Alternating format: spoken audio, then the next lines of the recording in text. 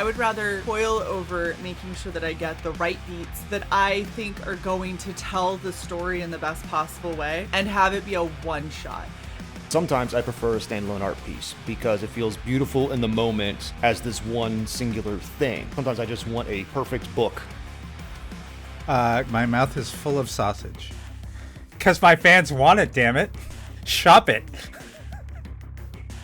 But I also believe that if you know going in you only have 22, 24 pages worth, you have to be sort of deliberate about how you want to tell that story.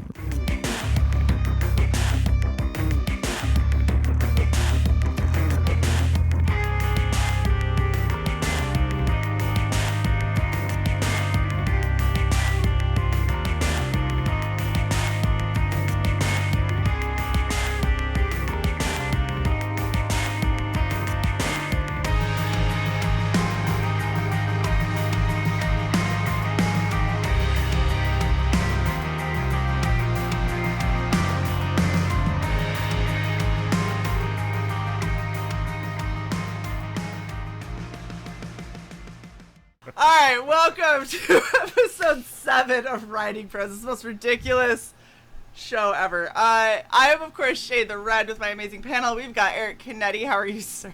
Hello, how are you? Good, good. We've got Cyborg Valkyrie. How are you doing, love? Great. My mouth is full of sausage.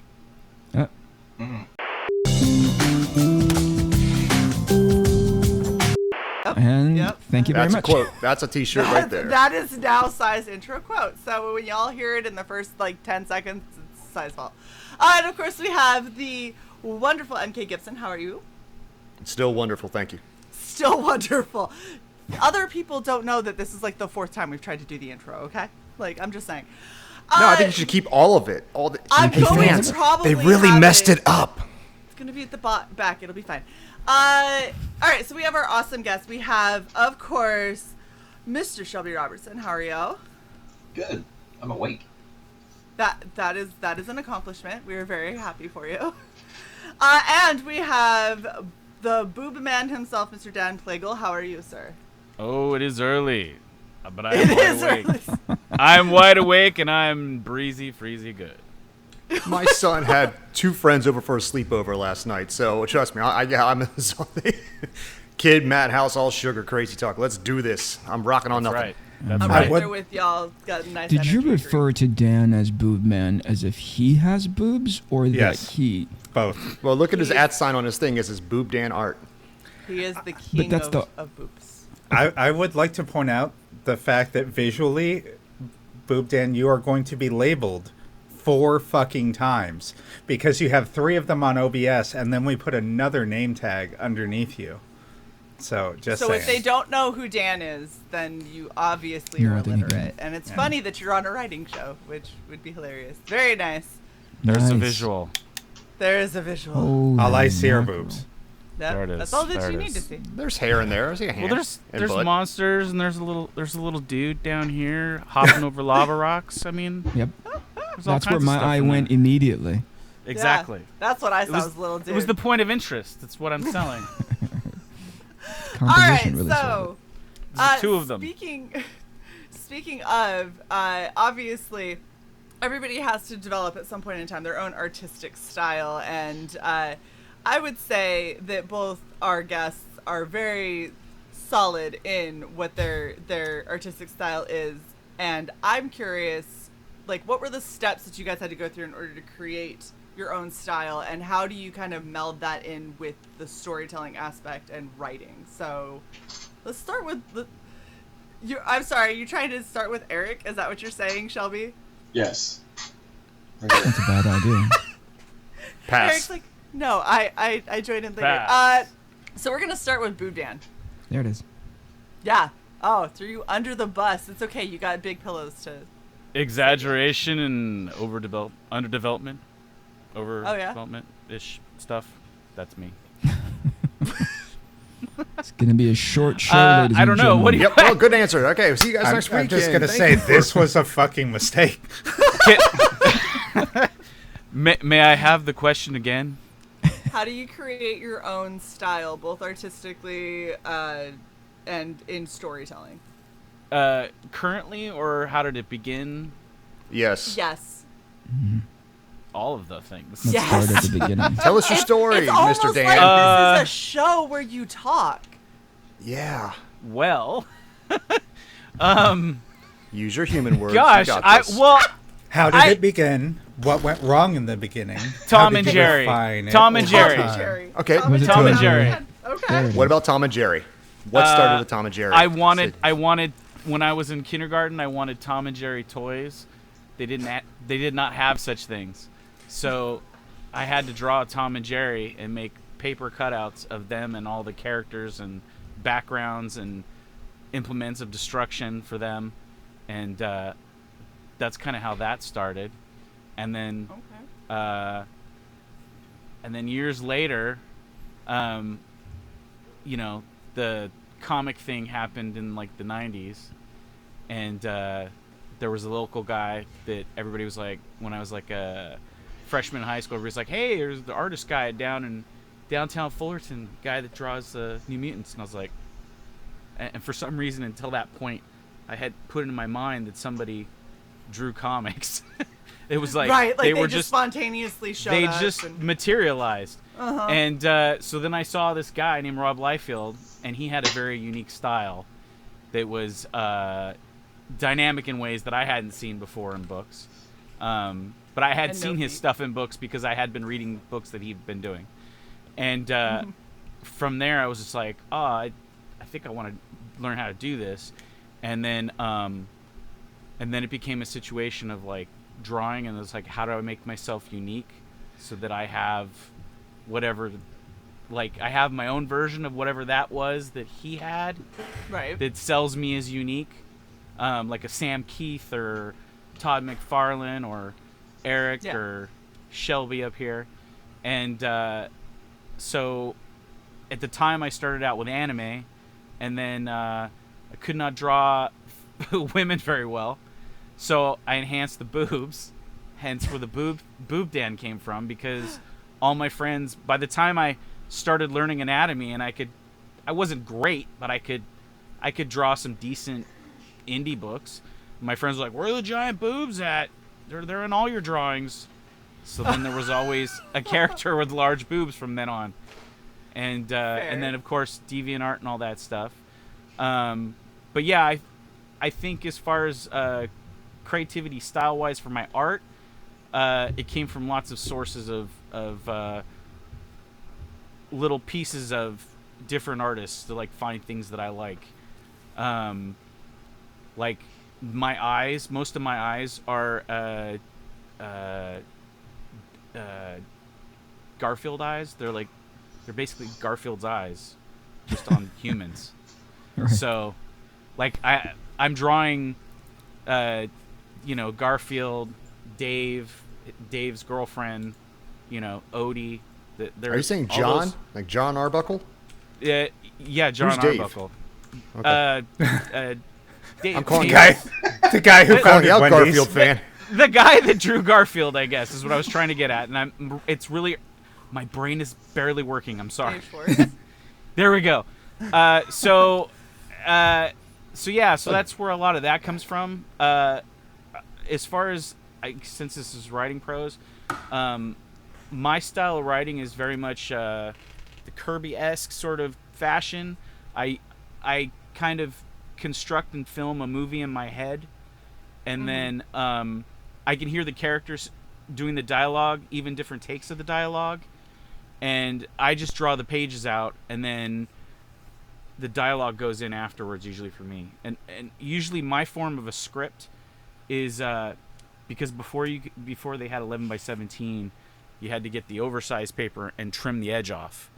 So I would have these edges, and I would just put check marks down the side, little lines, and I'd be like, 1, 2, 3, 4, 5. That's 5 pages within these 5 pages, and then put a little arc and with a little arrow up, and it would say, such and such character meets a dragon, or like whatever.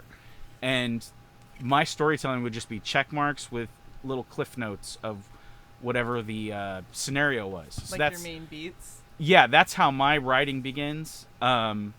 And then from there, usually once I have all the pages done, I I sit down and I go in writing it. I've written some scripts before because I've worked in independent film. That's a little different. That's kind of like sitting down and you're transcribing whatever the story is in your head. It takes longer for me to do that, I guess, because if I do the comic, I want to see the story develop visually in front of me, so I'll go faster to tell the story because I want to see it. So it's a little different when I draw it as opposed to like write it out, because you're taking into consideration a lot of things, like you're telling direction, you're telling environment, emotional beats, things like that. So I don't know. So That's a roundabout of all things, I guess. I just want to let you know you've now destroyed me, because I went back through and I was looking at Goblin Girl and I was thinking of Garfield eyes, and now I can't unsee it. They're in there. They in there are, for sure. especially in like the even the dudes baddies in the background. Like those have the biggest Garfield eyes. They're and in now there. I'm just Yeah. like staring at them, going, It's ruined Yeah. forever. "Yeah, that's what that See. is." I will never. See, And you know, this I'm is the all best smoke part. and mirrors. This is the best part, though. It didn't ruin anything that you do. It's ruined Garfield for me now. Like, if I go back and look at Garfield, I'm gonna be like, "Why you got damn Plegel boob eyes? Like, Where are the titties? why are there no boobies here?" By the Although way, that's not true. now that you mentioned that Liefeld was an influence, now I understand why you draw unreasonably large chests. Unreasonably? Unreasonably. Come on. All you have to do is see on. that Captain America once, I don't, and you will you understand. know, I love that Captain everybody America. wants to pick on those things, and I still say at the end of the day, it's like a lot of people hate on that, or they hate on the legs, or like whatever. The non-existent feet. Right. But to the same extent, though, it's just kind of like Sam Keith. Isn't it all kind of art? Like it's 100% it is. It's relaying emotion, and it's giving you energy of visual. So it's hard for me to judge that stuff sometimes. It comes off a little hipstery to like shit on it years later and look back on it. Like, Yeah. yes, I mean, not every picture's like perfect, but each one I was look back dynamic. I grew up loving it because it was Yeah. just something different than what I've seen. Like I when look McFarlane back- used to draw Spider-Man with a bajillion Yes, planes of action. exactly. You know? And that's what I was feed gonna their say. Velociraptor. Yes. That's Shae has a pet Yeah, velociraptor. that's His name good. is Cuddles. Okay. And she cloned him in a lab. Yeah, he's kind of grumpy. Life finds a way. Yeah. Wow. Except in the final installment, then it just Haven't puts watched you it to yet, sleep. and I don't plan on it. Life gives up. It was hard. Life is a paycheck. No, but I reserve the right to shit on it because I only saw it in the last 2 years, so I will shit on Liefeld. I mean, when they all made the jump to Image Comics and the first issue of Youngblood, you know, Liefeld's drawing that, and like some reporter, he's got a microphone in Shaft's face and introduced himself as Michael Gibson. I freaked my shit out because I was like, 12, I'm like, that's me. Exactly. I never forgot it. I think I still have that comic somewhere. So. See, I don't ever have, like, first off, nobody has my first name, so I've never had that in the history of ever. Because I got invited to a We get it. Facebook You're group. unique. Oh my God. No, it's not. Snowflake. It's stupid. I can never get those dumb little keychains with my name on it. Listen, at the time when I grew up, every third child was named Michael. Okay. That's fair. Michael is a very common name. All Now right, every kid now ends with an E-N. Jensen, Declan, Aiden, Braden, Caden. Wow. Fancy. Okay.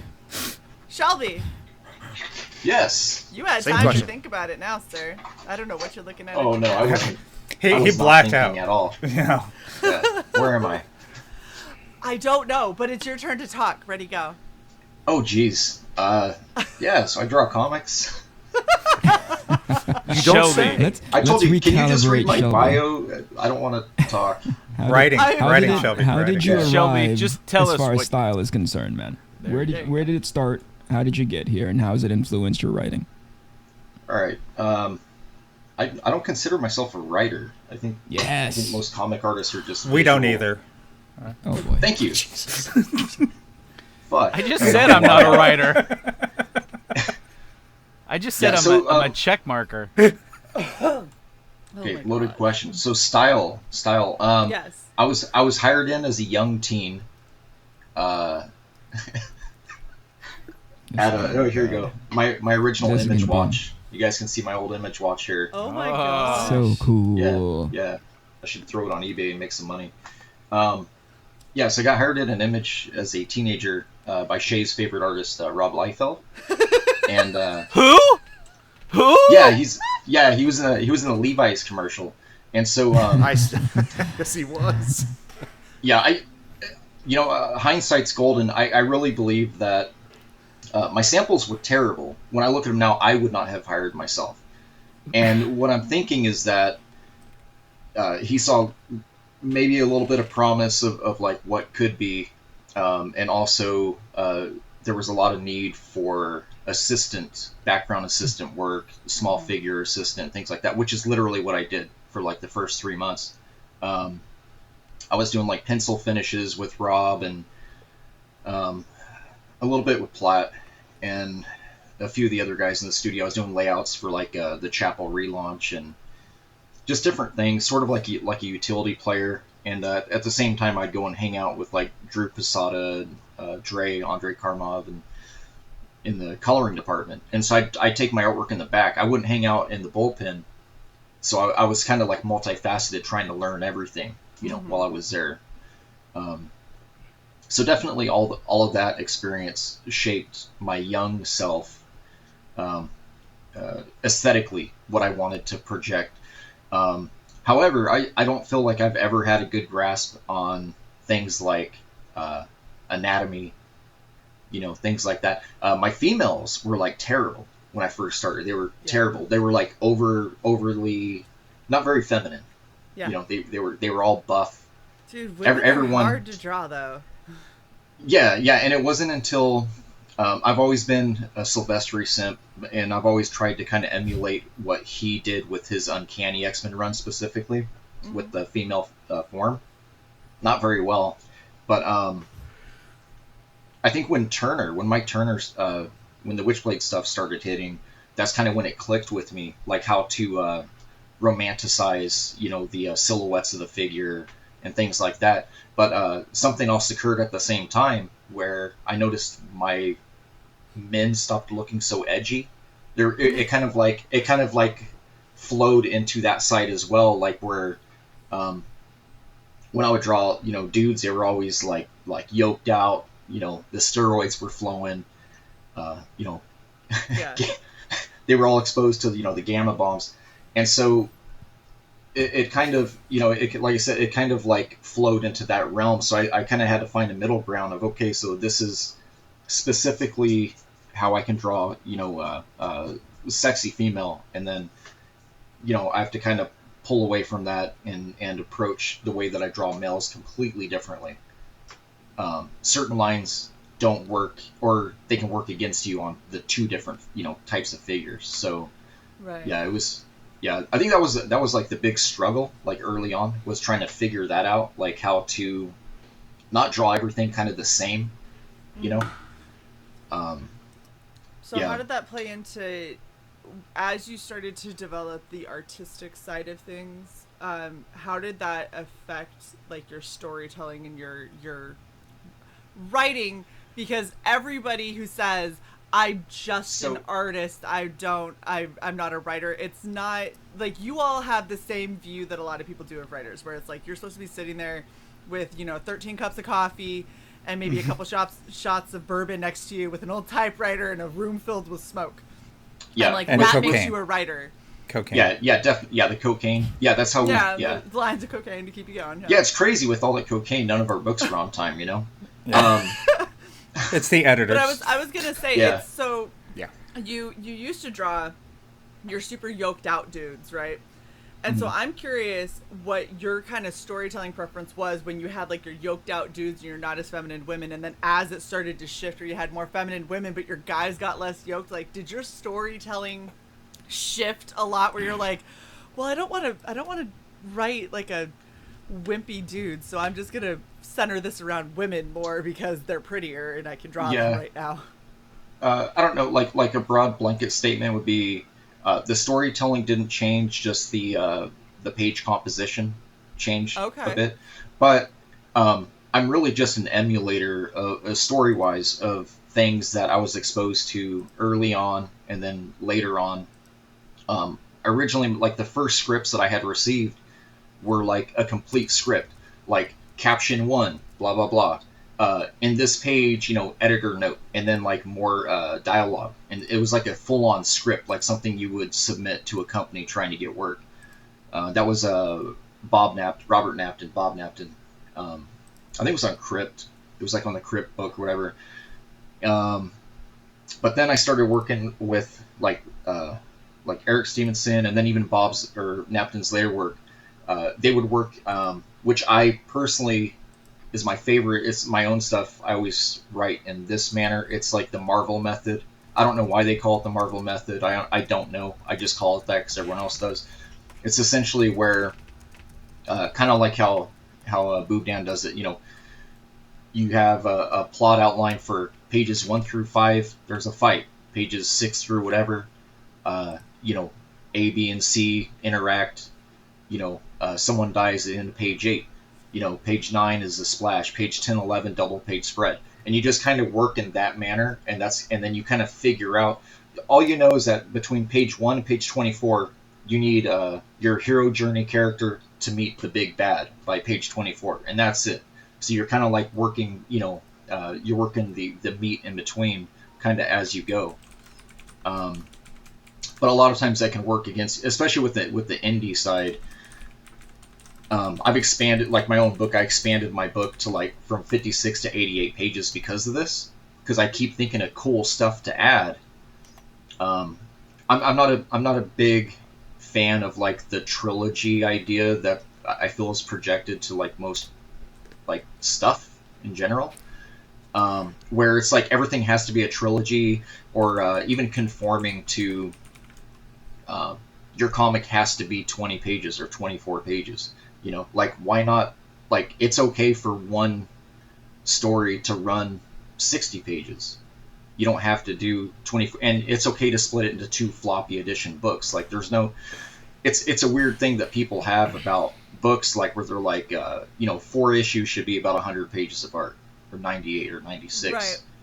Well, and it's so weird because I think that people shoehorn comics into a weird like box and say like this is what a comic is, this is what you can do with it, and that's kind of it. And I'm always the one that's coming at it from an entirely different perspective, where I'm like, well, I've got some of these like poems and short stories and stuff, and I really want to do them in a comic form, and people are like, I don't know if that'll work. And I was like, I don't either, but let's fucking try it. Like why does everything have to be like, it's got to be 22 pages, which, by the way, for indie writers who are establishing new creators and new worlds, 22 pages is nothing. It's really, really hard for you to, and I've read people, I've got a shit ton of indie books. I have read people who have tried to introduce an entire new world and characters in 22 pages, and I have yet to find one who has been able to encompass everything that a lot of these newer writers are trying to do, where I'm giving you all the lore and backstory, and I'm doing it well in 22 pages, because it's not a thing. Like you get to page 19 and it's okay, I'm done with the backstory. Well, and I think the one of the worst ones I saw, somebody was setting everything up, and I was like you're getting eased into the story, and when I finally was like, okay, cool, I like this world, I like these characters, it abruptly ended. And it was like, oh, if you want the next one, you'll have to wait for the next campaign. That'll come out in about a year. I was like, I don't want to wait a year to find out. Like, I finally gave a fuck about these characters on page, like, 21. And by 24, we were done. And I was just like... Do you think, Shae, that has a lot to do with the fact that, especially knowing the format, because there's a lot of things that inform 22 pages, right? Yeah. Often in the past, it's often been like, how do you make this thing cost effective? How do you make sure that on the printing side, it makes a lot of sense, right? Because they have these signatures that need to be X amount of pages long, right? Mm-hmm. But when you port that over to current day, that's when it doesn't make a lot of sense, except to say it's a holdover, right? Yeah. But I also believe that if going in, you only have 22, 24 pages worth, like you have to be sort of like deliberate about how you want to tell that You do. story, right? And I think a lot of people like want to set up, you know, whatever huge, long, big, epic thing, knowing they only have 22 pages to do it. And I think that's a failure on the understanding of, you know, the space that they have. So I often look at it and I'm like, this is great, but it's going to be another 2 years before you release the next one. Yeah. You know, you might not have a full grasp of exactly the toy pieces that you're playing with. Well, and I think we said it on the last show. Sorry, go ahead. Yeah. No, you go, Gib. I think we said on one of the last shows you have to like know the rules to break the rules. And scenarios like that, like when I first got into writing, they said like to Shelby's point earlier, when I first got into writing, every publisher, everything said you better make it a series. No one wants standalone anymore, and it breaks you because if you don't have a whole series plan in your head, everything feels like a bolt-on or an addition. If you don't have the whole thing encapsulated in your mind, but they were, you know, that you're responding to audience markets where like they want series, they want formula, they want what's the word I'm looking for? Where it's like just a series as opposed serialization. That's what I'm looking for. They want a serialized product, not a standalone art piece. And sometimes I prefer a standalone art piece because it feels beautiful in the moment as this one singular thing. You know, I love my serialized stories, but sometimes I just want a perfect book, whether that's comic, whether that's novel, whether that's whatever. I want that one thing to say that was a perfect moment in time. Well, but that's me. I feel like for me, and that's more where I come from, I would rather have an idea for like a story or a comic or a graphic novel that I want to put out, and I would rather toil over making sure that I get this with the right pacing, the right beats, the right frames that I think are going to tell the story in the best possible way, and have it be a one shot. And like for me, one of the things, and I mentioned this in a previous one, one of the things that I want to do for a series, right, are books that don't like you can group them together, but they're not books that play on each other at all. And the reason that they group together is because I wanted to do, like I was saying, I think that people shoehorn comics into superhero or detective noir, and like that's what comics are, or fantasy, right? Like that's what comics are. So you got like your Conans, you got your Marvel DC, you got like your Tex Murphy type, like that's what we've got. I want to take comics because I understand what they are for me, which is this really cool bridged gap between my love for movies and my love for literature. So Can I go? Yeah, can I follow up on that with our guest, Shae? So you're talking about, you know, in as far as our mainstreams, or excuse me, like the general audience's understanding of comics, how has that impacted your guys' efforts in the crowdfunding / indie space? Has that at all factored into like? I was gonna say it's the last two things I've done. It's definitely factored in. For instance, Goblin Girl.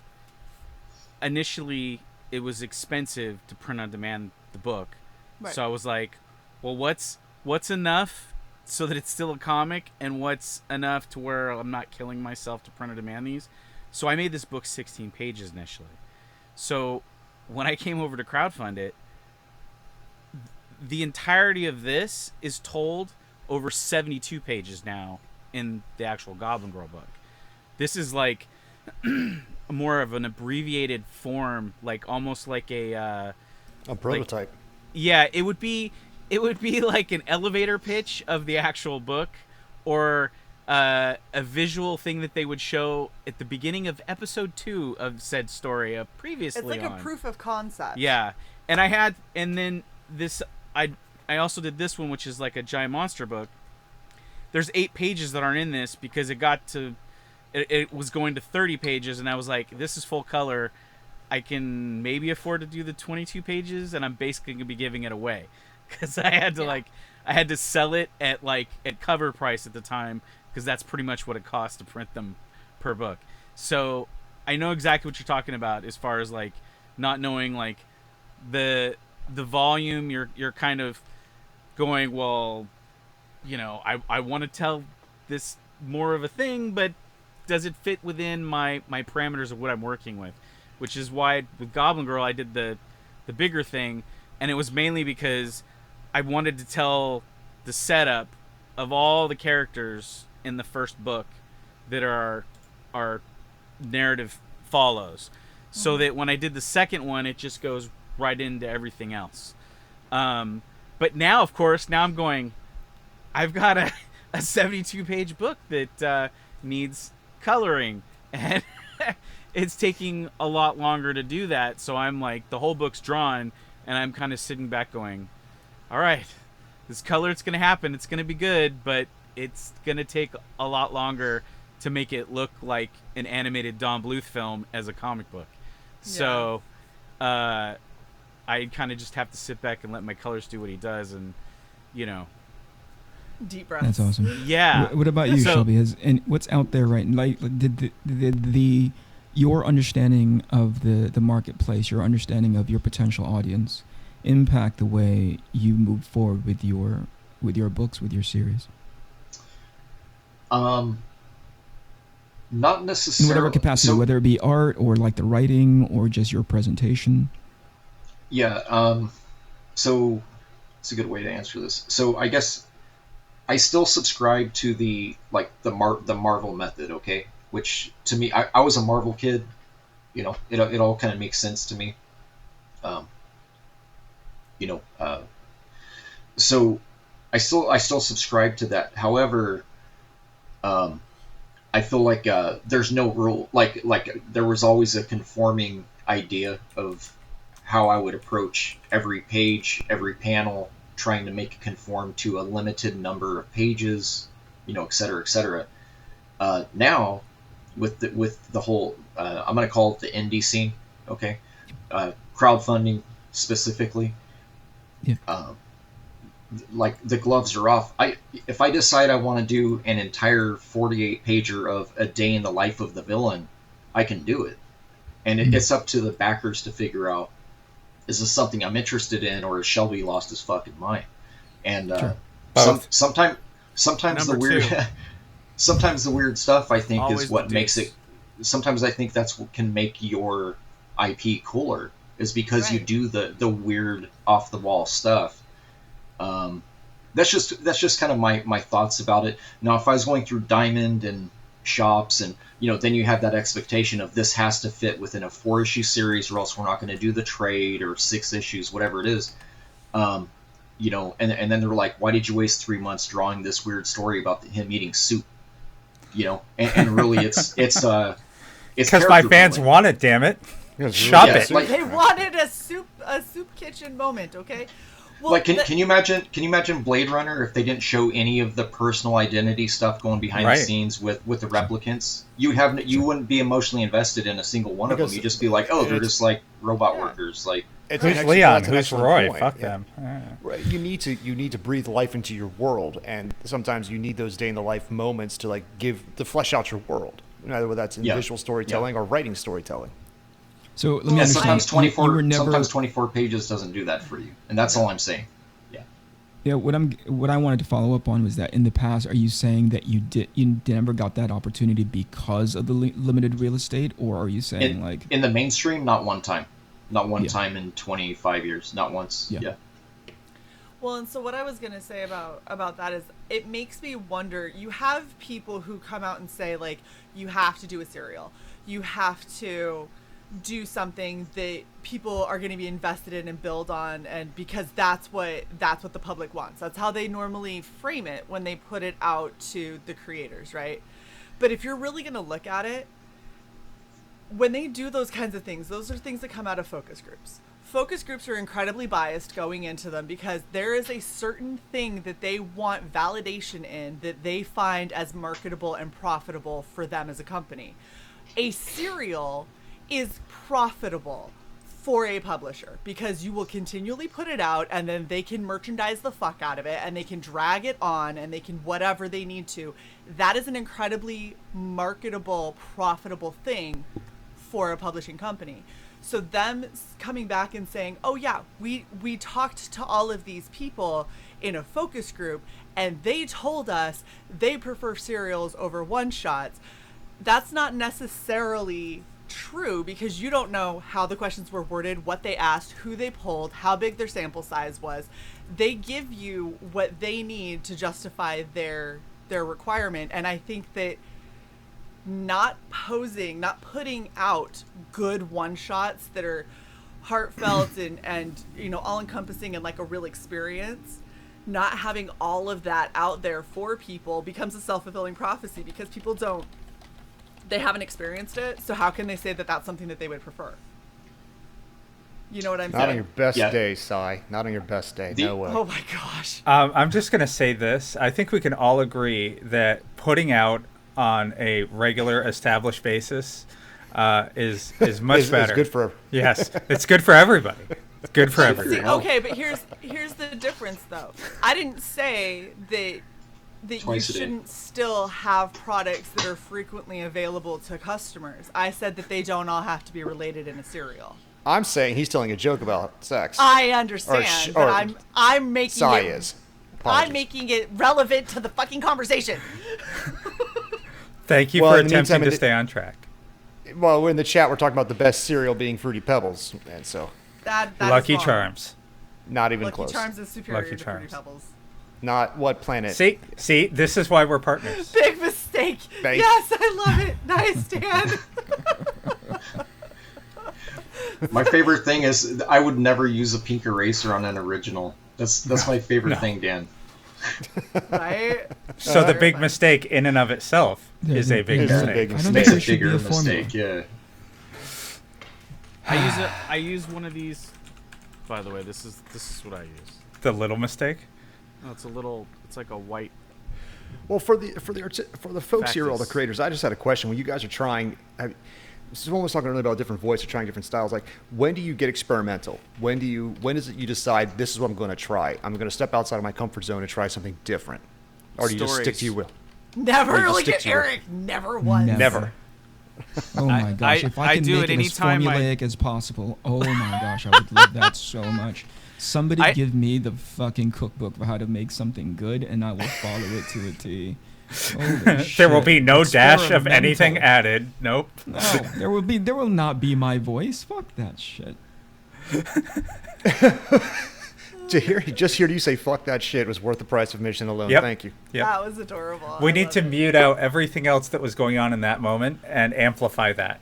So when you edit this back, make sure you like it's like, can you add an effect? So it's like all demonic, like "fuck that shit," and it Yes, I rumbles, will. the screen shakes. Can you do Yes. that? Because that'd be the bomb. Reverb. So, Yep. Yeah. Depending on how much time I have to edit, but yeah. Mhm. Lightning will flash. Like We'll when I zoom in on when I Eric started, 4K. when I I started cut you writing, off, I've been writing all my Dan. Sorry. life. No, so when I got into writing, like at the time when I sat down to actually like, this is my time. I'm gonna put pen to paper, put all this training in my youth aside, and actually try to do it.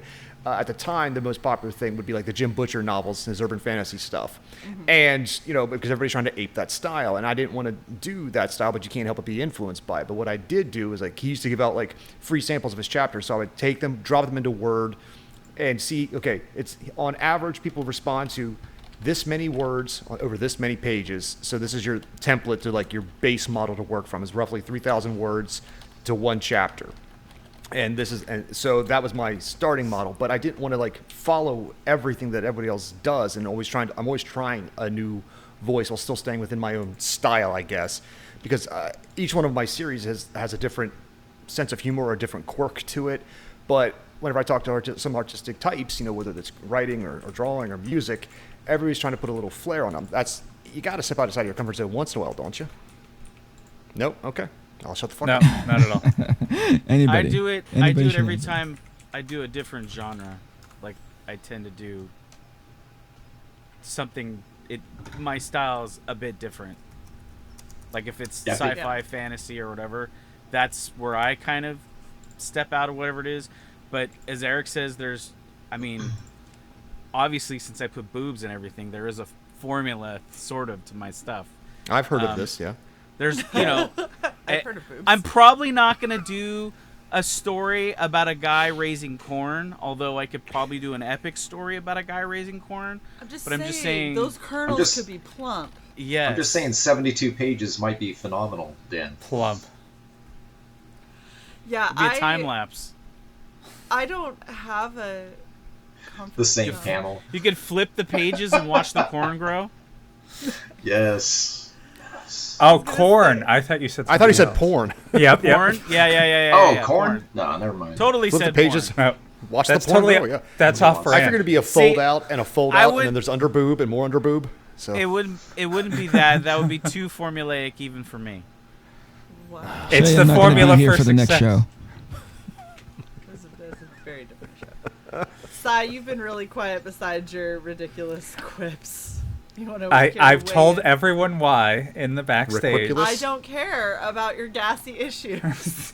You bitch.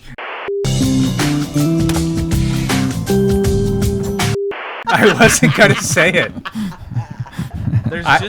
There's just nuts backstage. I don't know what you're talking about. No nut. There's no nut backstage. There's no nuts. No nut. It's brand Only nuts. only Gibbs Pro Nut. Nut brand is Style-wise, really good. Shae, where do you ever deviate from something that is it subject matter that you're approaching? Is it like, oh, the author missed this completely? Where's your approach to that? Who are you addressing? Because you Sigh. said You. shy. I literally said sigh. Both of you at Eric the said same sigh. time. Damn again. Eric said sigh. You know it. I said sigh. Well, Shy. we'll see when the playback happens. Style-wise, Shae. Style-wise, Shae. I gotta go. So tell us more about fan George. fiction, Eric.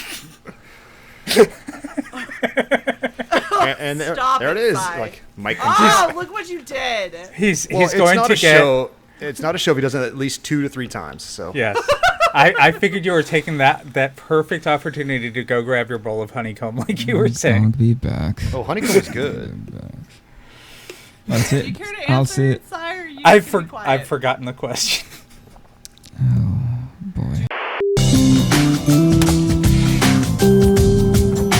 Do you ever deviate from formula? Do you ever experiment? Oh, I think that's absolutely what fan fiction is just an experiment from start to finish. Now you can try to match like the tone of the source material, Right. which can be useful, but I find that for the most part, people don't agree with the tone so much as they do like the nuts and bolts of the environment. So they'll take those, but I'm gonna throw something stupid out. Let's say you take Twilight and you make it a detective noir. I mean, so I'm just saying, people, it's an experiment. So 50 Shades of Grey. Yeah. what about it? Well, it started as a fan. It is of a Twilight, fan fiction, yeah. and it turned into its own thing. But yeah. Yeah, and wasn't Twilight a fan fiction of Yes. of Anne Rice? Yes. More or less. Yeah, I think Fanfic it of was. a fanfic. That's I think it was an interview with a vampire fanfic. But at least that I'm not going to say it did it right, but it did it better. Did it better than what 50 Shades did, because that was. I'm not gonna fault either one of them because they made their money and did This well. is true. So, I'm not They saying did- they found an commercially it did not audience. succeed. I mean, call me a hack if you want, but Oh. if I could sell this shit like that, I'm like, I'll sign tomorrow. So Shae, I was brushing off my desk mat while I spoke. Sorry. I know. I do that almost every episode. It's fine. I got yelled at so hard. It was. It was so the hard. one time Sai talked last Yes. episode, and it was, so I really like this. I was like, I swear, if you don't stop, like, it's only when you're talking that you do it. It is. It's a nervous tick. nervous tick. Yeah. Yep. Okay, I promise at one point Sai had a point there. He There really was a did, point. and then we just derailed this bus. Sorry. No, Sai was Sorry talking about that. emulating a voice and then Yes. deviating from said voice Correct, when right. it And comes he- to stylistic choices. It Yes, can be and a then- good anchor for the audience There we go. if you start off with the same kind of formulaic choices that have existed in the past, and then you deviate. That way, it's not so jarring. But it all depends on what audience you're aiming at and what they're really looking for. I know a lot of people in indie comics, in novels, are looking for a different kind of approach to the thing, because there's just so much out there that you have to make your mark. Well, and if you Some- weren't looking for something different, then why would you be going indie? Exactly. You would be And going mainstream because to that's be what's fair, there. Gib, I've read a shit ton, and I have to say that your approach to writing, your approach to the structure of your stories, how you approach them, how you approach the dialogue, the characters, it's so refreshing that I've Thank only you. experienced it in a few writers. And I truly do thank you for that. I wasn't looking for the gratitude, but I'll take it. I have so many friends in that space that when I read some of their work, and I have to say with love and respect to my peers, sometimes stop trying to emulate pop culture and be pop culture, because a lot of them are trying to do someone else's style in a very similar vein. Like, hey, if you liked this, you'll like this. And that's not always the case, because sometimes I don't want more of the same because it's Stop trying to be Seinfeld. Yeah. Right. Give me something, give me your own spin on it, you know? Like, you can write a King Arthur story, but now make it King Arthur in space, or King Arthur underwater, or King Arthur something, you know, give me another quirk to it. Aquaman. Yeah, but there's so many cool, like, I mean, that's one for the longest time when I was reading a lot of like the image stuff. There's like, you know, like Low or something like that. It just felt so different than anything else I was reading. So Well, I just love Size in the background, just yelling random, like whispering, yelling No, random. Arthur, underwater. That is Aquaman. So Aquaman. I was gonna say In the search thing of his that- trident. yeah. Oh my gosh. The thing What did that you I leave on my find- bed, Mira? Oh, God damn it. I no longer can. It's poop. I have now lost it. It's poop. Yes. Well, This was off the Did you rails before follow this that up started. with "It's poop"? Yes, that's what Shelby That's said.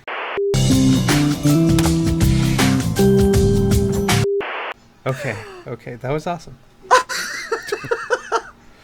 Hey, do you remember when you said, "Hey, we should do this thing called writing prose again"? Yes. And it's like, oh, it's gonna be so good now. You know what? It's People so want good. it to come It's back. And here we so are. good. It's so And good. here we are. So But this is part of it. I mean, they come back for the personalities. I know. So Eric and Gib.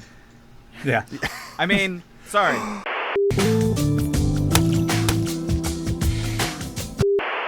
Well, I mean, I'm glad you said it, Dan. Eric and I've been talking about it on the side for a while, and I I'm figured. glad someone else finally admitted it. And, Eric leave just me alone, motherfucker. That's 2. You only get 3.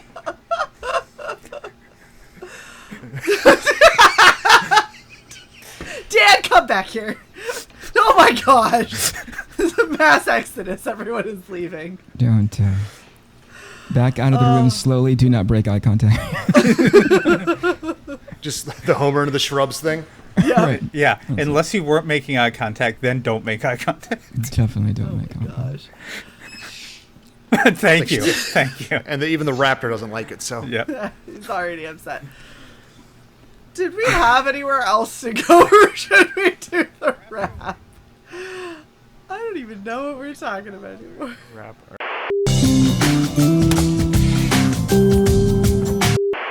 Gib, do you got your Yeah, I've got them.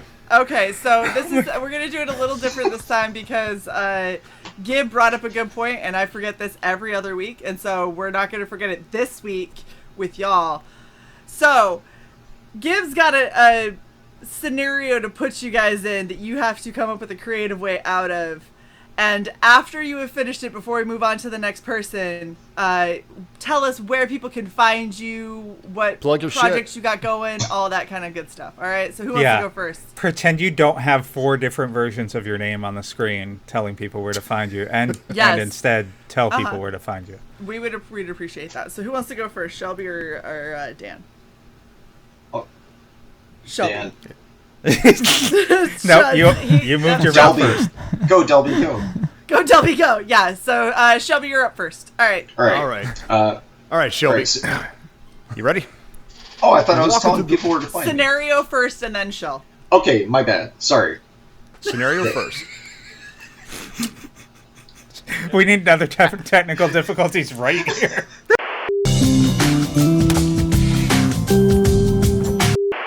That's right, friends. Shelby's always be selling. This shit doesn't work, by the way. I'm All right. still... Yeah, Okay, it just go. gets you back to even. Anyway, Shelby. Right, So right. after all this bullshit of this podcast you've just been on, you're sick of it. Yes. You take a walk through the woods. And as you're walking through the woods, you look up and you look at the trees and you see some ravens and crows sitting there. They're watching you. And just for the briefest of moments, you swear they're laughing at you. But then the sky starts to get a little darker. From behind you, the trees start to sway and you swear you hear whispers and laughter. Turning around, confused, you see 3 ghostly translucent figures floating towards you, giggling, cackling. The lead ghost points and smiles a toothy grin. From behind you, skeletal hands burst forth from the ground, grabbing you by the ankles, holding you down. You have 1 weapon of choice, 3 books, and 1 luxury item. What do you do? I scream. Scream. Okay. Step 1, scream. Okay. Yeah, step 1, scream. What items That's do I title have? of my next book. You have, You have one. I'm assuming- 1 weapon of... Step 1. One weapon of Scream, choice. Volume 1. Okay. All right. So I One live in luxury Tucson. All right. I live in Tucson. The Tucson Twitter always talks about people being robbed by axe point. There's an axe man going around. So I have an axe, Okay. and I'm assuming this hand is brittle. So I chop at the hand until it lets me go. Fair. Yeah. You also And then- have and then 3 I- books and a luxury item. I drop the books because they're heavy, and my luxury item That is was a the Starbucks. best. That was the best Christopher Walken impression. I dropped the books. Books. Because they're heavy. He carried this Yeah. watch So up Hey, his Ghost, your ass tone it's all wrong. for 27 this years.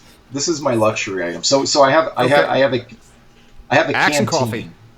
Yeah, Okay. I have an axe and coffee, and so yeah, and I look at the birds and I giggle back at them while I haul ass to get out of there. Okay. Yeah, that's what All I do. right, Shelby, where can people I'm find you? I'm terrible at this. great. You can find me on Twitter at Shelby Wan Kenobi. You can find me on Instagram at Shelby Artworks. By the way, I will not try to sell you Bitcoin. Yes. Co- yes. comics, not crypto people. Ignore the other imposter. Yeah, my Shelby other one on got Instagram. hacked. He's a Yeah, horrible the one with person. 5,000. Yeah, some guy in South Africa hacked me. Let's see, AmericanDiscord.com, Yeah.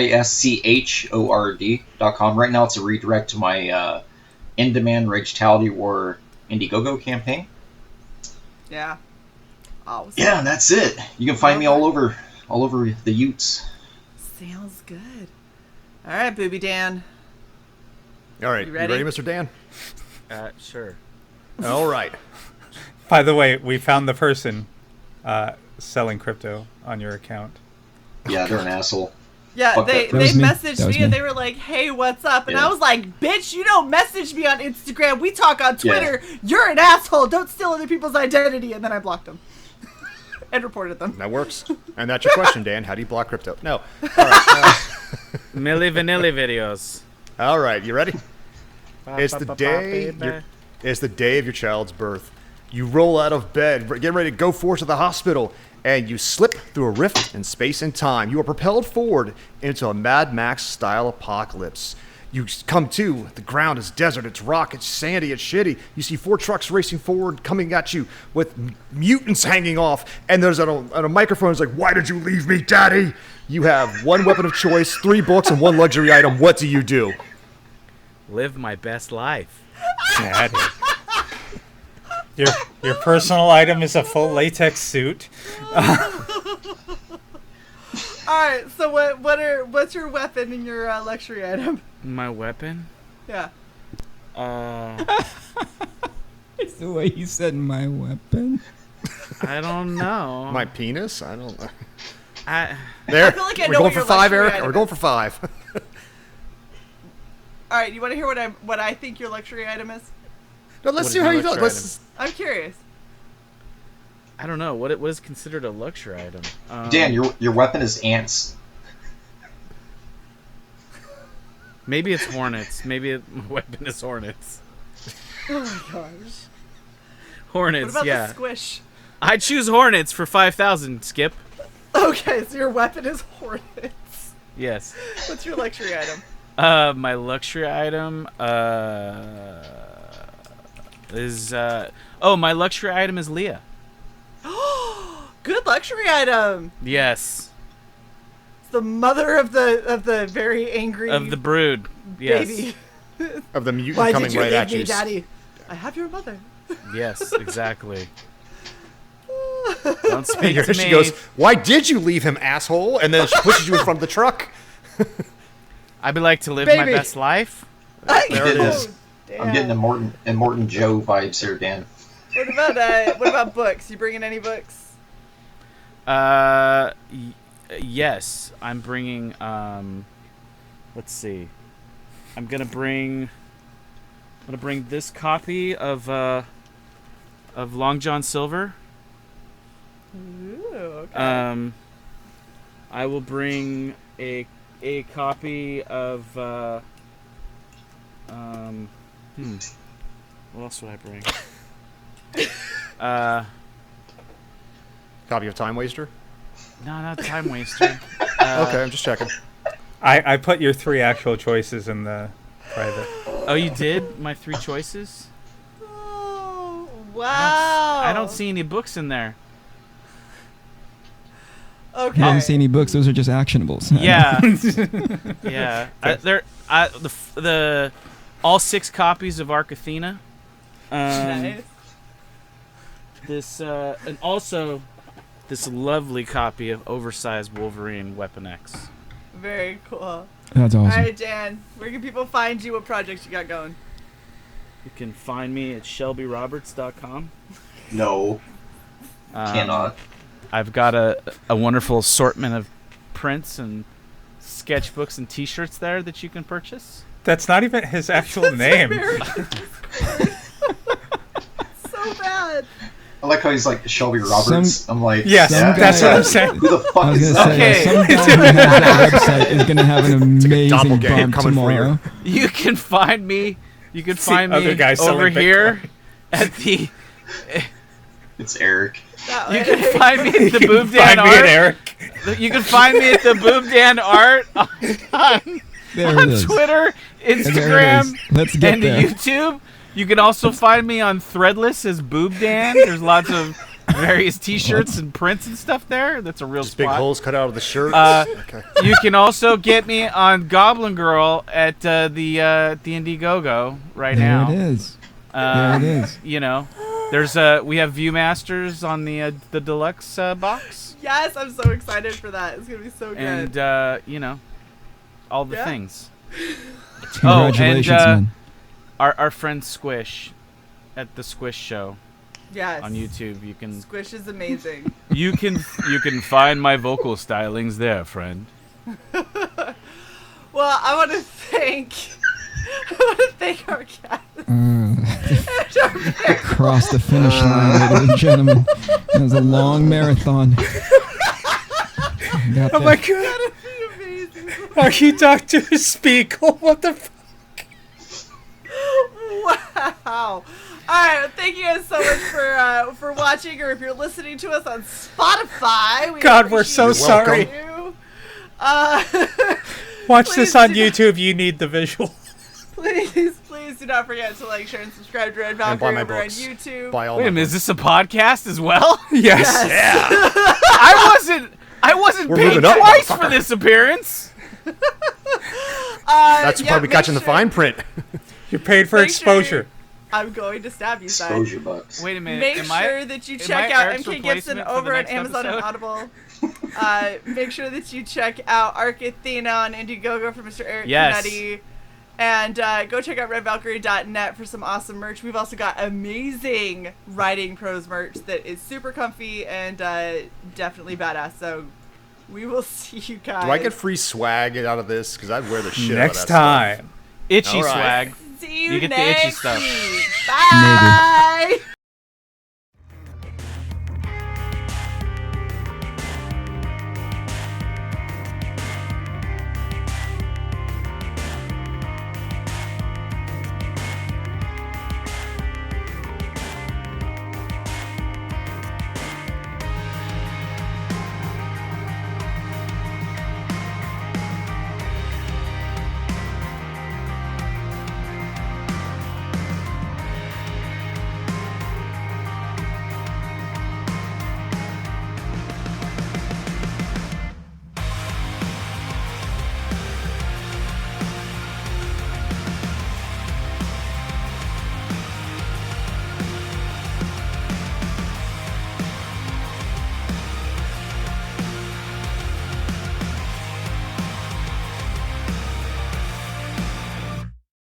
Thanks for joining us for another episode of Writing Prose. Please like, share, and subscribe if you've enjoyed our content. You can also become a channel member or visit our merch store to help support us. We're currently accepting fan-submitted stories for anonymous, on-air review later in the season. Send your submissions to redvalkyrie.writingprose@gmail.com. Thanks, and we'll see you next time.